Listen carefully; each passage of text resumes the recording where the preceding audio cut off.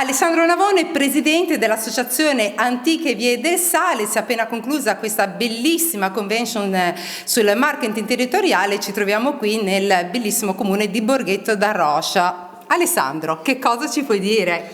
Guardate, oggi è stato veramente un giorno importante. Siamo contenti che l'assessorato al marketing territoriale di Regione Liguria e l'agenzia in Liguria ci abbiano dato fiducia.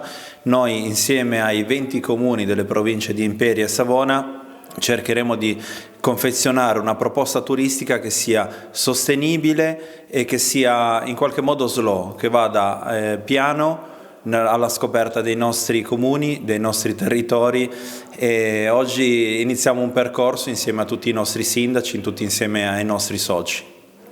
Grazie Alessandro, è stato davvero anche molto entusiasmante fare tutte queste interviste ai sindaci, ai vice sindaci. Sono rimasti veramente entusiasti di questo grandissimo progetto che ha sicuramente delle grandi potenzialità, e ringraziamo ovviamente l'Associazione Antiche Vie del Sale, quindi ringraziamo te, l'Agenzia in Liguria e Regione Liguria.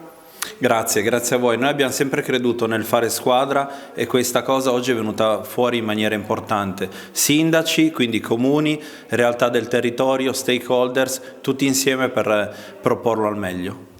Grazie.